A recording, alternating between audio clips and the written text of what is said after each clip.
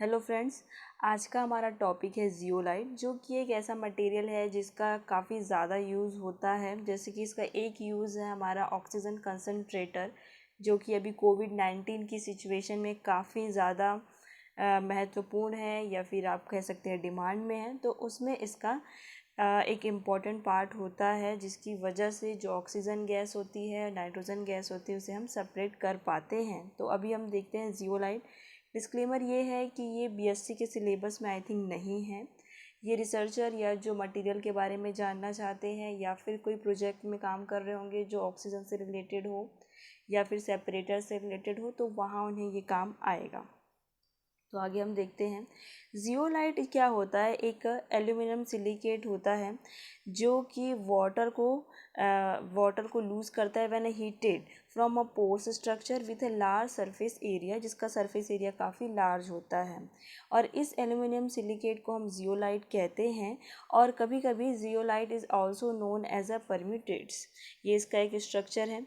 अगला है what are the zeolite. तो मैंने जैसे बताया, zeolite are hydrated aluminium silicate minerals made from the interlinked tetrahedral, या फिर दूसरे शब्दों में कहें, ये relatively open 3 dimensional crystal structure होते हैं, जिनके एलिमेंट्स क्या क्या हैं। एल्युमिनियम है, ऑक्सीजन है, सिलिकॉन है। और ये कैसे बनते हैं? विद एल्कालाइन अर्थ मेटल्स के साथ ये बनते हैं। और साथ ही इनमें जो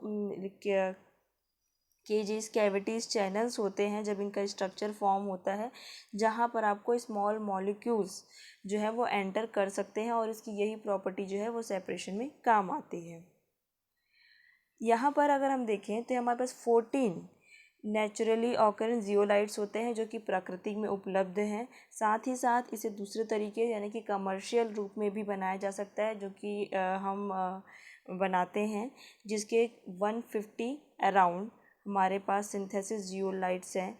हर एक का डिज़ाइन, हर एक की प्रॉपर्टी जो है वो डिपेंड करती है कि आपने उसे कैसे बनाया है, कैसे उसे कौन से मेथड से बनाया है, उस टाइम पीएच क्या है, टेम्परेचर क्या है, टाइम क्या है। तो हमारे पास अलग अलग डिफरेंट टाइप्स के जियोलाइट्स होते हैं, जिसे अगर हम बनाते हैं तो हम उसे कहते हैं सिंथेटिक जियोलाइट्स। और नेचर में हमारे पास 40 प्रकार के जियोलाइट्स प्रेजेंट होते हैं। सबका साइज़, सबका जो ओपन पोर्स है, सबकी जो प्रॉपर्टीज़ है वो क्या होती है, डिफरेंट होती है। ये कुछ स्ट्रक्चर है डिफरेंट टाइप्स ऑफ जियोलाइट्स के। Zeolite as a molecular sieve. Sieve क्या होता है? छन्नी। घर में हम चाय पत्ती को छानने के लिए जिसका यूज़ करते हैं, उसे हम सीव कहते हैं। तो जियोलाइट जो होता है वो as it is molecular sieve काम करता है। मॉलिक्यूलर स्लीव मतलब कि जो मॉलिक्यूल्स को क्या करता है, सेपरेट करता है। तो zeolites are the aluminium silicate and member of the family of micropore solid known as a molecular sieve। Micropores कहने का मतलब है इसमें जो छिद्र होते हैं, रोम छिद्र, उसका जो साइज़ होता है वो काफ़ी कम होता है, जिसका एक रेशियो है 2 नैनोमीटर से कम है या 15 से कम है। तो इसका जो रेंज है वो माइक्रोपोर्स के अंतर्गत आता है, जिसकी वजह से ये सेपरेट कर पाता है। And this consists of silicon, aluminum, oxygen and metals including titanium, tin, zinc and so on. The term is refer particularly property of this material to ability selective short molecule based primarily on the size exclusion। तो ये mainly क्या करता है, separate करने का काम करता है। टाइप्स ऑफ जियोलाइट जो मैंने पहले बताया था, पहला है जो नेचर में हमको मिलता है, जो जिसमें कि कोई पोर्स नहीं होते, नॉन पोर्स होता है। उसके कुछ एग्जांपल्स हैं ये। और सेकंड है सिंथेसिस जियोलाइट, जो कि पोर्स होता है, उनके पास खुद का स्ट्रक्चर होता है।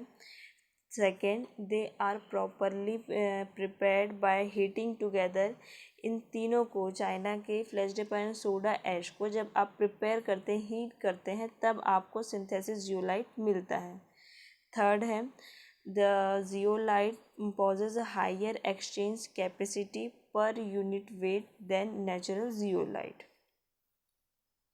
ब्रॉड क्लासिफिकेशन, मैंने कहा था कि सिंथेसिस जो जियोलाइट्स होते हैं जिन्हें हम अपने कमर्शियल यूज़ के लिए अलग अलग जगह पे यूज़ करने के लिए हम उसे बनाते हैं, तो इसमें एक इसका ब्रॉड अगर आप देखें तो इसे ये दो टाइप के होते हैं, A and x type.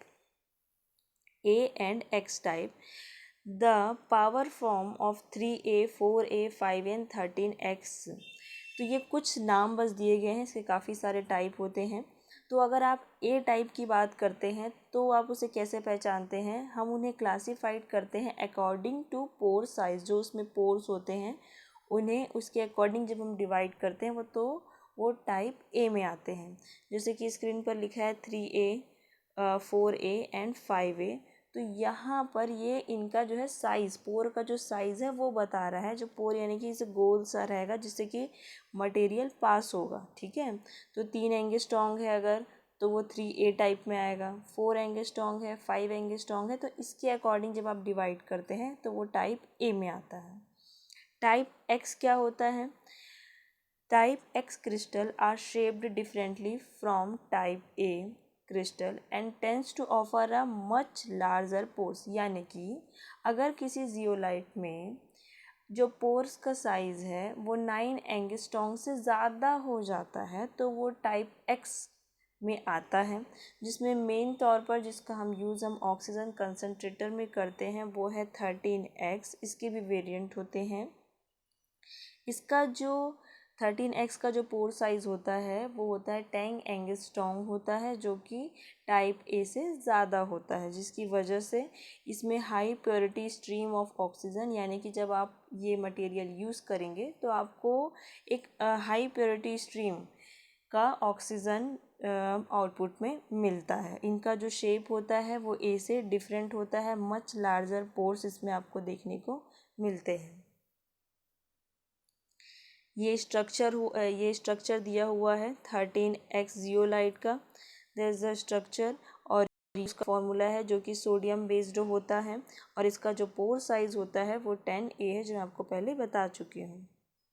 Method, मैंने कहा था कि बनाने का हम मेथड यूज़ करते हैं, अलग अलग मेथड होता है। तो various physicochemical and solvothermal methods adopt किए गए हैं, डेवलप किए गए हैं जिससे कि हम प्रोड्यूस करते हैं सिंथेटिक जियोलाइट, जैसे कि hydrothermal method, alkali fusion method, sol gel method etcetera, जिससे कि हमारे पास अराउंड 200, फर्स्ट स्लाइड में आपको मैंने 150 कहा था, इधर 200 है, क्योंकि इसका जो अमाउंट है वो एकदम क्लियर नहीं है। कहीं पर कुछ किसी बुक में कुछ दिया है, किसी बुक में कुछ दिया हुआ, क्योंकि मेथड्स क्या होते हैं, चेंज होते हैं, टाइप चेंज होते रहते हैं, तो ये अमाउंट जो है जस्ट अ राउंड फिगर है। तो सिंथेसिस जियोलाइट से हम लोगों ने सिंथेसिस जियोलाइट से हमारे पास 200 टाइप प्रेजेंट है। The product properties on reaction mixture, जो भी आप प्रोडक्ट बना रहे हैं तो वो डिपेंड करता है कि उसका मिक्सचर कैसा है, ये मतलब कि सोडियम का कंपोजिशन है, लिथियम है, या क्या है। PH of the system, operating temperature, pre reaction time, reaction time as well as. तो बहुत सारी चीज़ें होती हैं जिसकी वजह से उनकी जो प्रॉपर्टीज़ होती हैं वो अलग अलग होती हैं। मोस्ट यूजेबल जो मेथड यूज़ किया जाता है वो सोल जेल प्रोसेस होता है, जिसको कि काफ़ी ज़्यादा यूज़ करते हैं। अब आता है pore size control. The size of the pores is control during the manufacturing, मतलब कि आपको कैसा, आपका यूज़ क्या है उसके अकॉर्डिंग। जैसे कि आपको अगर चाहिए 3 एंगस्ट्रॉन्ग का चाहिए तो आप वैसा बनाएंगे, और अगर आपको 4 एंगस्ट्रॉन्ग का चाहिए, आपको अगर ऑक्सीजन कंसनट्रेटर के लिए चाहिए तो आप क्या करेंगे, 10 एंगस्ट्रॉन्ग का बनाएंगे। तो आपने अपनी सुविधा और अपनी ज़रूरत के हिसाब से हम पोर्स के साइज़ को वहाँ पर बनाते हैं, ठीक है। The size of the interested, बनाते हैं का मतलब है कि हमारा जो कंपोजिशन होता है, हमारा जो प्रोसीजर होता है वो ऐसा होता है कि हमें जो रिज़ल्ट मिले वो 3A मिले या 4A मिले या 5A मिले या 13X मिले। तो पोर साइज़ के आधार पर इसे हमने 3 भागों में बांटा है। पहला है मैक्रो, मेसो एंड माइक्रो। नाम ध्यान से पढ़ेंगे, तीनों अलग अलग हैं, ठीक है। तो अगर वो बोल रहा है मैक्रो, यानी कि जो पोर का साइज़ है वो 50 नैनोमीटर है, अगर मेसो हो रहा है यानी कि जो डायामीटर है, diameter not radius, okay, diameter है वो 2 से लेके 50 नैनोमीटर है। और अगर माइक्रो होगा तो वो उसका जो पोर का जो साइज़ होगा वो स्मॉलर देन 2 नैनोमीटर होगा। तो जो जियोलाइट जो हम यूज़ करते हैं वो माइक्रो पोर में की कैटेगरी में आता है, यानी कि उसका जो पोर साइज़ होता है वो 2 नैनोमीटर से कम होता है। मतलब आप सोचिए कितना कम, बहुत ही छोटा। ठीक, तो एब्जॉर्प्शन एंड सेपरेशन यानी इसकी प्रॉपर्टी के बारे में बता रहा है। Absorption and separation are based on a chromatographic process which happen to the surface of zeolite crystal and is determined to the different components as a speed rate, यानी कि जो आपने जो कंपोनेंट्स यूज़ किए हैं उनकी स्पीड पर depend करता है। that is the observant due to the diversity in the intensity of their interaction with the surface and due to static effect. The shape selective properties of zeolite is a basis for the use in a molecular absorption. The zeolite can separate molecule based on a different size, shape and polarity. तो ये इनके 3-4 और properties थी। अगर हम ये देखें कि ऑक्सीजन कंसनट्रेटर में हम जियोलाइट यूज़ करते हैं तो ऐसी क्या चीज़ होती है जिसकी वजह से वो ऑक्सीजन और नाइट्रोजन को सेपरेट करता है। ठीक है, क्योंकि उन दोनों का जो मॉलिक्यूलर वेट होता है या काइनेमेटिक डायामीटर होता है वो काफ़ी लगभग मतलब सेम होता है, 3.44 3.04। ठीक है, तो इसमें देख रहे हैं कितना नज़दीक है। तो कैसे वो डिफ़र करता है कि ये इसे जाने देना है, इसे ब्लॉक करना है।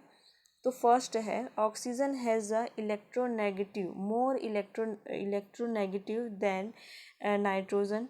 सेकेंड है the quadrupole of N2 या nitrogen is 3 times higher than O2, जिसकी वजह से जियोलाइट जो है वो ऑक्सीजन को पास आउट कर देता है, जिससे हमें एक ऑक्सीजन स्ट्रीम मिलती है, और जो नाइट्रोजन को क्या कर देता है, ब्लॉक कर देता है।